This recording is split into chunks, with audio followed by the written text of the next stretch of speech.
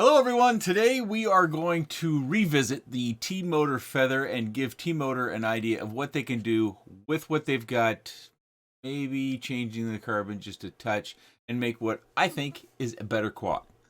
So if you agree, as we watch the flight footage here in just a moment, hit the thumbs up, sound off down in the comment section, let T-Motor know, hey, this flies better than the original, why don't you do this instead? Hopefully we can get ourselves a new product. So what I've done is really simple. You might notice I put blue on, I put the blue canopy on, I put the heat shrink on. If you're looking for the full review video of the original form factor of this, it was kind of is being gracious, I think, just a slow cruiser. And I'll put the card up there as well as down in the video description. I'll put a link to the original review video if you do want to watch that. I'm still even using the same rubber band. What I did was I put some HQ 65mm props on there, these little guys here, and I put on an XT30 so we could run it on 2S. As some of you may know, I'm a big proponent of 2S. 1S is fun. For me, 1S is mainly in the whoops, but I know a lot of people like it and we all enjoy different things. But I think 2S is better. It just gives me the responsiveness that I want. It gives me that feeling of agility, and it gives me that throttle boost that I'm looking for in doing the things that I do. And so if you enjoy that sort of stuff, you might be interested in this little project as well. By the way, I didn't even retune that, so I'll put the PID tune here on screen. If you have got a build similar to this that you're having troubles tuning, you're certainly welcome. This is Betaflight 4.2.8. So something to note on that. Let's get right into the flight footage so we can all see how it's better. Okay, so this is an evening time flight. The camera's not going to show all that well, so if you want to see the camera in more full sun, again, go back to the original review. This is the Cam Nano V3. My rapid fire is having a little bit of a difficult time getting the sync lock on there. At some point in time in this flight, you'll actually see the scrolling. If you're not familiar, oftentimes that has to do with the camera signal and it's pulsing. It doesn't sync very well. Sometimes the cameras just aren't quite made fully up to spec. You can have the same make, model, brand, batch of camera, and two of them will be perfect and one of them will not, or some number thereabout. It's a really strange issue that we've seen as we've got into these kind of blending of the VTX signals, that this camera pulse signal has so much to do with rapid fire and TBS Fusion, and maybe the others aren't experiencing. I'm not using my Fusion all that much, so if you're a Fusion user, let me know if you see this sort of stuff as well, and you'll hear me live as I'm flying it kind of respond to the fact that the sync lock didn't work great. So obviously we could tell it's actually flying smoother, and it's flying much more aggressively, it's much more responsive, and in my opinion, it's much more fun. And this is only my second flight on this particular setup. I took it out actually tonight after work. The rain over the weekend kind of kept me from being able to fly outside, so it was dry enough, I felt, in the yard to where I could take it out and just fly it, leaving the PID tune on it as it was. So I thought, well, let's just give it a line of sight hover. Line of sight hover, it didn't shoot to the moon. Gave it a little throttle boost on that line of sight hover. No real ill effects there. So I was like, all right, well, let's go get the audio camera and just record a little bit and see what happens. You know, you never know when the magic is going to hit. So I just went ahead and recorded these, and because I've already reviewed this quad, I really didn't feel like I needed to put a whole bunch more flights into it. If you're not familiar with how I go about reviewing, it's fairly common for me to put somewhere between 30 and 45 flights in a quad before I do a review. T-Motor Feather, I probably didn't get that many, but it's probably somewhere around 20-25 flights. So we have somewhere around, upper 20s at this point in time with these components. I crashed. But I figured, well, what's the harm in that? Again, I've already done the review. Let's just leave the crash and go forward.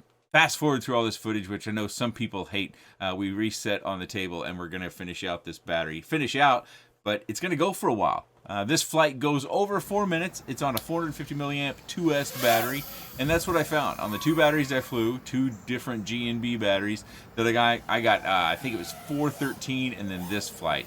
The 413 flight actually had several crashes, so between the two flights on this setup, I went with the one that had less crashes, which is just one in this particular case. But I think this is much better, and I think if T-Motor is looking for an easy way of making a new product that more people will enjoy, They've got all the components, but I do have a couple of suggestions. One, shorten up the carbon fiber to make it more compact for the 65mm props. I think that's a good way to go, and it will work out just fine. And go to a different canopy so we can get adjustable camera angle. I actually tried that little like inverted turn thing that I've sometimes have done over the years, and I actually been doing it here a little bit recently. And with the lack of camera angle, with the short number of tries I had, I just couldn't pull it off. I couldn't get the nose up and kind of inverted to look at the tree as I whipped it around. I kept hitting the grass. I wasn't getting enough. I don't know. My angle wasn't right to where I could pull it off. Now, other people who are more talented could probably certainly within 1 or 2 more tries get it pulled off. Heck, maybe even I could if I just had 4 or 5 or 50 more tries. But with adjustable camera angle, it suits more people. So some people won't care about the camera angle and find whatever the camera angle that's default is fine. But there are going to be a lot of people, like myself, who are looking to set the camera angle at what they're comfortable with. If you're new, you might not have a comfortable camera angle with, and that's all right. But if we don't have the ability to adjust it, as we don't with this canopy, then we can't make that choice on our own. And that's something I think T-Motor can do, and they can do it quite cheaply. They could change their mold ever so slightly and use a little plastic print, just like we've seen in the Happy Model products, that they screw to the Cam Nano V3, and then you screw into the side of the canopy. And for, you know, a dollar probably, I bet you it doesn't even cost Happy Model that much to have that. But for very nominal expense, they could give us camera angle adjustment. Maybe even with this one, they could just modify it ever so slightly. I'm eventually going to come into land as I bounce off my shoulder, and you see we got a flight time of 4 minutes and 31 seconds, and the battery's in good shape, above 3.55 volts per cell. So yeah, could have flown at least 5 seconds, if not more than that. And that was a pretty aggressive flight in my opinion. So that's the entire point of this video. I think T-Motor actually has a fairly decent quad here, but they just kind of positioned it wrong.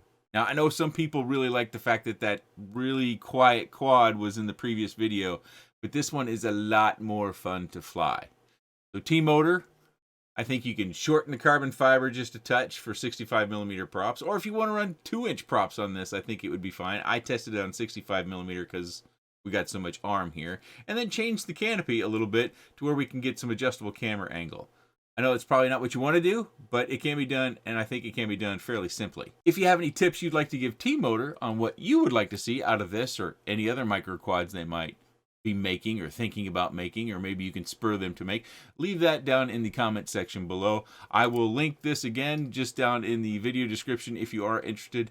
We recently saw another quad launch with 2-inch props, and while it was a lot of fun, most of the comments were about the price. This one was $150. Maybe now it doesn't sound so bad.